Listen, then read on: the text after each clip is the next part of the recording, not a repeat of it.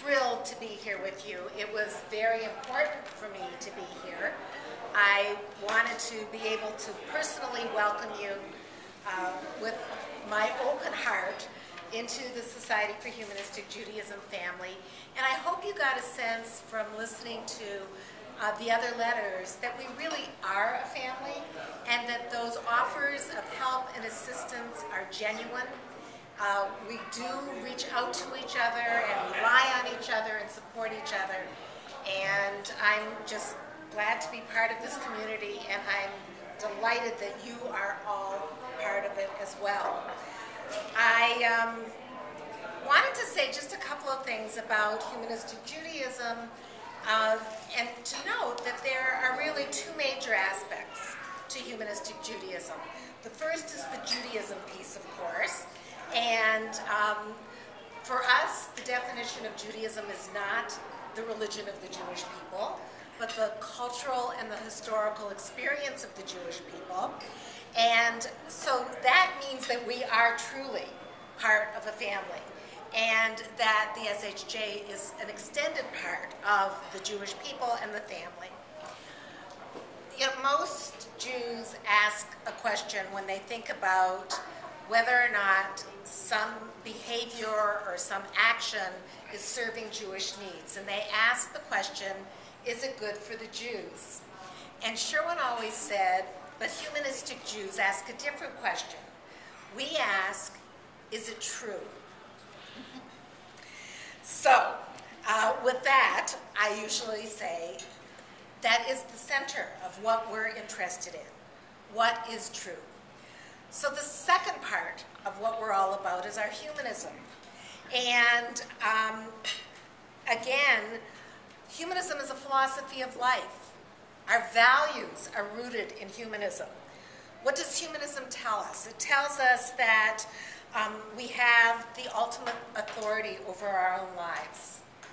It tells us the best way to discover truth is through science and empirical reasoning. It tells us that we are responsible for the quality of our own lives and the quality of the lives of others. And in that, we put values into action. So I want to also express my gratitude. Ellen, we have been communicating for how many years? Every time anybody in Columbus was interested in humanistic Judaism, I'd write Ellen a letter and say, okay, got another one for you. It really wasn't until Linda Mendel contacted me, and then Linda and Warren got engaged, and there was a core group of people that could work together. And I think that that's the best example of what it takes. We can't do this with one person. We need to do it as a community and do it together. So I want to thank Ellen and Dwayne and Linda and Warren, and I want to thank Marlene Cohen for her support as a SHJ board member for coming here, and Lou Altman, who has also been here, who's the president of the Society for Humanistic Judaism. But most of all, I want to thank each and every one of you, because you will be what makes the heart of this community. And so I wanted to read a proclamation from the Society. It says, the Society for Humanistic Judaism welcomes the humanist Jewish Havurah of Columbus into our humanistic Jewish family. They pursued their dream to create a Jewish community consistent with their humanistic values. They know that we are always stronger working together than working alone. They chose to be part of the North American and worldwide humanistic Jewish movement that SHJ represents.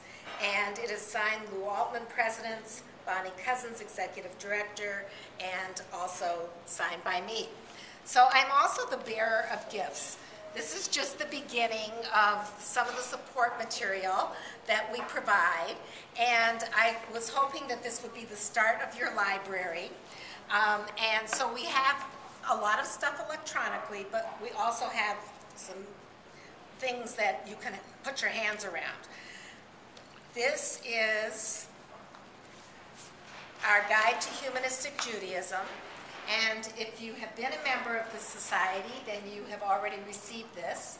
If, as part of your affiliation, you are just becoming a member of the Society for Humanistic Judaism, and I guess I don't know whether it's been sent out to you. If not, it will be here with you soon. The Society has a journal a couple of times a year. This is the last one. It's called Jewish And. We're in the last stages of the current one, which is called Humanistic Judaism and Creation. A couple of times a year we have a member newsletter. It's called the Humanora. And it gives the news from community to community. And before I leave, I want a picture, because we'll submit a picture to the Humanora, and we'll see all of us there. This is an interview that was done by Walter Hellman, who's from Kol Shalom in Portland, Oregon, with Sherwin Wine. It is a great introduction to humanistic Judaism. It's a two-part, 29, 30 minutes each of them, so it's really manageable. So that's also a good thing. And I have some Shabbat material and some Hanukkah material in here, and then a lot of material on philosophy and PR. You are already on our website. You are on our affiliate list. You will be in the journal and in the Humanora as a new affiliate. The Society this week sent out a press release to a few hundred media outlets announcing your affiliation, and I know that we sent you a list so that you'll be able to send out a press release yourself. If we take a picture, it's always a good idea. You can add a picture to the press release. So, look, we're here to help you. You've heard that 100 times, but it's really true. And each and every member of your steering committee or your board will also be on our online resource, which we call SHJ Resources on Growth Site. That's the name of the website. And we're going to teach you how to get on, and there's hundreds and hundreds and hundreds of resources on that website available for community use. So it's really with great pleasure that I welcome you, and since I'm this close, I hope that I will see you often, and that you will also come to Detroit. Listen, I'm doing the service at the Birmingham Temple in Detroit on February the 11th. You're all welcome to come. So thanks so much for always receiving me with such warm welcome. It's wonderful to be here. Thanks.